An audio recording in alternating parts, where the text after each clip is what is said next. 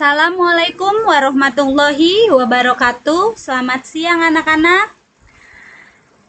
Kita berjumpa kembali dalam pelajaran ilmu pengetahuan alam. Pertemuan daring kali ini, Ibu akan melanjutkan pembelajaran luring di minggu kemarin. Ibu akan membahas mengenai fertilisasi dan perkembangan embrio. A. Fertilisasi. Fertilisasi adalah peleburan antara sel sperma dengan ovum yang telah matang yang terjadi di oviduk.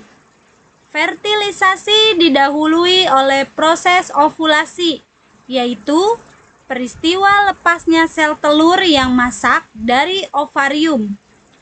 Peleburan sel telur dengan sperma menghasilkan zigot. Zigot berkembang di dalam oviduk menuju uterus sambil melakukan pembelahan secara mitosis. Zigot yang membelah dan mencapai uterus disebut embrio. Embrio akan tertanam dalam dinding uterus yang telah menebal, disebut implantasi. Di dalam uterus, embrio akan tumbuh selama 9 bulan 10 hari sampai saat bayi dilahirkan, yang disebut masa kehamilan. Nah, anak-anak, kalian bisa melihat gambar perkembangan zigot menjadi embrio. B. Perkembangan embrio. Tahap perkembangan embrio sebagai berikut. 1. Usia 4 minggu. Sudah tampak pertumbuhan mata dan telinga. 2. Usia 8 minggu. Sudah terbentuk janin yang mirip dengan bayi, mulai telapak tangan, jari tangan, hidung, dan kaki. 3. Usia 10 minggu. Panjang janin lebih kurang 6 cm dan sudah terlihat seperti bayi. Ukuran kepalanya lebih besar daripada ukuran badan. 4. Usia 16 minggu. Panjang janin telah mencapai 40 cm dan memiliki organ yang sudah lengkap. 5. Usia 40 minggu. Janin sudah siap untuk dilahirkan. C. Plasenta. Di dalam rahim, embrio mendapat makanan dari tubuh induk melalui plasenta atau ari-ari. Fungsi plasenta sebagai berikut.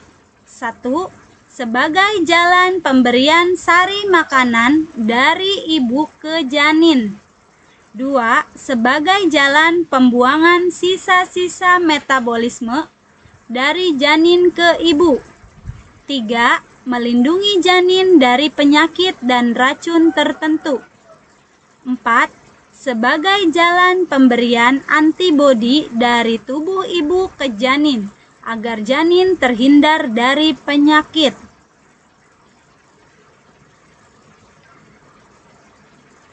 D. Selaput pembungkus embrio. Embrio di dalam rahim dilindungi selaput pembungkus berikut. 1. Amnion. Berfungsi untuk melindungi embrio dari kekeringan dan goncangan. 2. Korion. Merupakan suatu selaput yang berada di sebelah luar amnion. 3. Kantong kuning telur terletak di antara amnion dan plasenta. 4. Alantois. Berfungsi untuk respirasi, saluran makanan, dan ekskresi. E. Hormon yang berperan dalam kehamilan. 1. Progesteron berperan pada masa kehamilan pertama. Semakin bertambah usia kehamilan, hormon progesteron semakin sedikit karena fungsinya yang menghambat kontraksi uterus. 2. Estrogen. Makin banyak yang dihasilkan, seiring dengan bertambahnya usia kehamilan karena fungsinya yang merangsang kontraksi uterus. 3. Prolaktin berfungsi memacu kelenjar susu untuk memproduksi susu serta untuk mengatur metabolisme tubuh ibu agar janin tetap mendapat nutrisi. 4. HCG hormon chorionic gonadotropin merupakan hormon untuk mendeteksi adanya kehamilan. 5. Oksitosin berfungsi dalam kontraksi uterus menjelang persalinan atau kelahiran. Nah, anak-anak, sekian dahulu pelajaran ilmu pengetahuan alam daring hari ini. Kita lanjut di pertemuan berikutnya. Pahami dan pelajari materi IPA-nya. Tetap semangat. Kurang lebihnya Ibu mohon maaf, Ibu akhiri. Wabillahi taufik wal hidayah. Wassalamualaikum warahmatullahi wabarakatuh.